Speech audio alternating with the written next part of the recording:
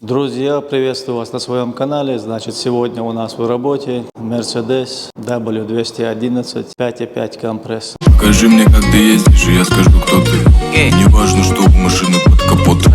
Самое главное, это тот, кто сидит за рулем. Мы болтаем или едем. И едет, качает машина.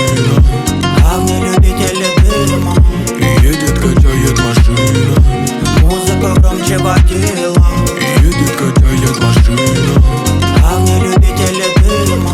И едет, качает машина.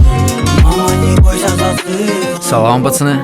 Итак, сегодня мы с вами постараемся добраться до истины. В общем, на холодную, когда заводишь автомобиль, стук у нас не наблюдается. Когда прогреется двигатель до 50-60 градусов, появляется вначале такой одиночный стук, и далее, чем более автомобиль прогревается, звук более усиливается. И когда автомобиль хорошенько прожаришь, то есть уже до 90 градусов, ну, когда ездишь долго, тогда звук чуть-чуть уменьшается, но он слышен, когда ты останавливаешься на светофоре, возле бордюров. В общем, когда ты вот в тишине едешь в автомобиле без музыки, этот звук слышен. Этот звук меня очень напрягает. Был у 2-3 мотористов, значит, все как один говорят, что данный стук похож на стук поршневых пальцев. Однако, что там проблем нет, это мы с вами знаем, по крайней мере, кто меня постоянно смотрит, мой канал, они знают, что я 2 раза капиталил свой двигатель. Как необходимо капиталить двигатель М113.990, то есть 5.5 компрессор с некоторыми нюансами. Я данное видео снимал, и на канале у меня есть. Ссылку на плейлист я оставлю внизу в описании. Переходите, смотрите, кому интересно.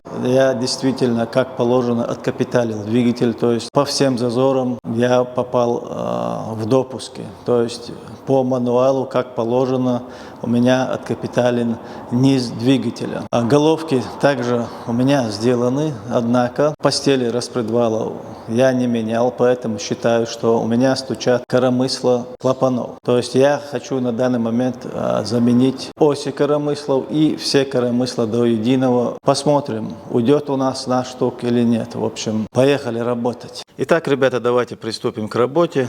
Значит, для того, чтобы снять нам постели распредвалов, для начала нам необходимо снять воздухан. Далее откручиваем клапанные крышки с обоих сторон. Далее откручиваем постели. Сам процесс показывать не буду, дабы не затягивать время. Да и неинтересно, я так думаю, открутить пару десятков болтов и снять постель. Итак, ребят, снял я клапанные крышки. В общем, снял правую постель распредвала.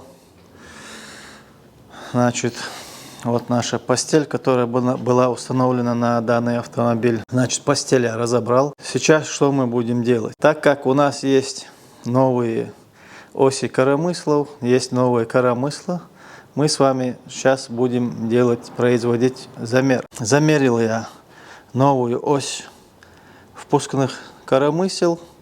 Значит, относительно нового вала, значит, выставил на 0 нутромер, и сейчас будем проверять износ наших коромысел.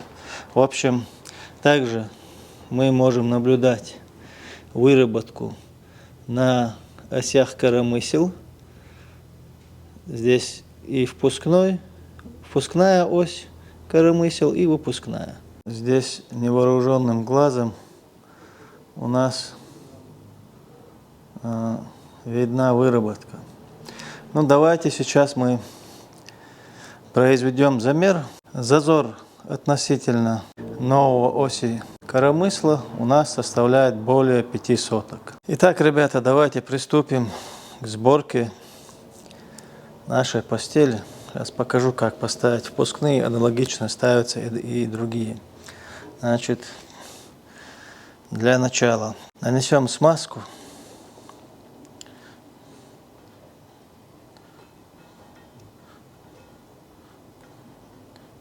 Давайте также нанесем на коромысло также смазку немного.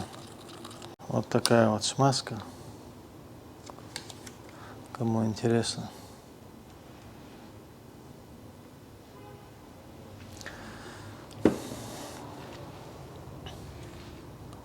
Потихоньку начнем сборку. Значит, устанавливаем наши коромысла. Таким образом собираем нашу постель. Итак, ребята, вот такой вот творческий рабочий беспорядок после ремонта. В общем, в итоге не стал я ставить новые коромысла Kolben Schmidt, так как шум, стук двигателя был другой, но он был еще хуже стука, который у меня был. Значит, что я сделал? Я выбрал из оригинальных бэушных зазором менее 4 соток. Значит, коромысла новые у нас были в плюсе от оси коромысла, в плюсе на 4 сотки. Значит, я их полностью все убрал, зря потратил деньги. Не покупайте, это Г. Значит, выбрал из двух постелей оригинальные с диаметром, как я уже говорил, менее 4 соток, установил их. Значит, не наполнялись у меня гидрокомпенсаторы, были у меня и новые гидрокомпенсаторы. Значит, опять разобрал. В общем, что я сделал?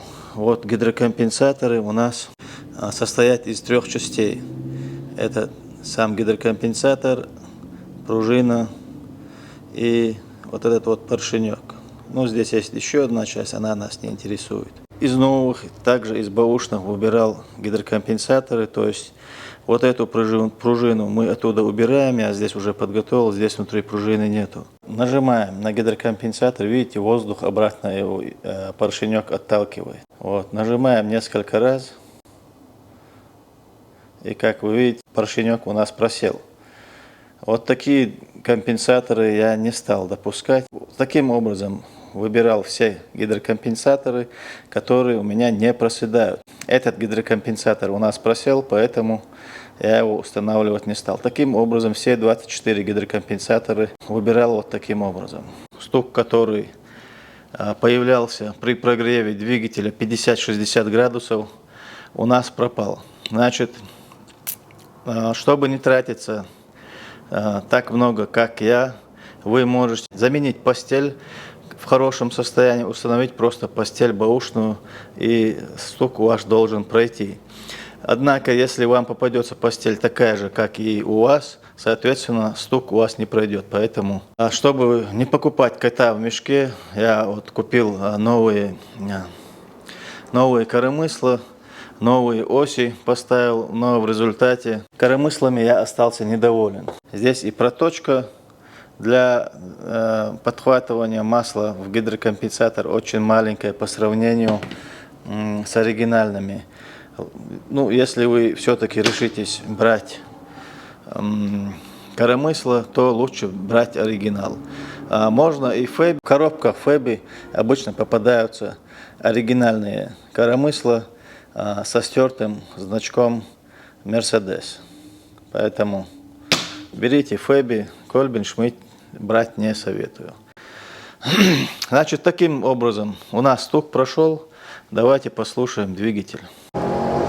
Итак, ребята, двигатель у нас прогрелся 60 градусов. Значит, стука у нас не наблюдается.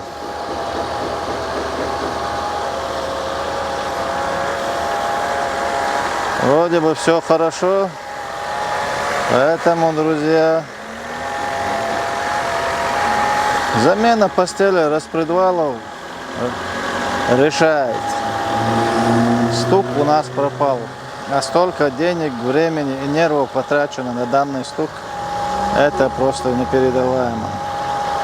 Поэтому, ребята, кому было полезно, ставьте лайки, подписывайтесь, не проходите мимо. Делитесь данным видео со своими друзьями. Если низ у вас в хорошем состоянии, имеется стук поршневых пальцев, когда на холодную у вас стука нет, и когда прогревается двигатель на 50-60 градусов, стук появляется, вот вам решение проблемы. Делайте, дерзайте, это вы можете сделать сами своими руками. Я не моторист, первый раз в своей жизни сделал вот такой вот двигатель, и ничего, работает все. Значит, у кого есть инструмент, у кого есть голова, у кого есть руки, он это может сделать сам как положено. Просто необходимо будет приобрести некоторый специнструмент, значит, гаечные ключи и так далее. В общем, ребята, кому я был полезен, ставьте лайки, подписывайтесь на мой канал, делитесь данным видео с друзьями, родственниками, скажите им, чтобы подписались на мой канал. Далее я надеюсь, что будет еще интереснее и полезно. Всего вам доброго и всех благ.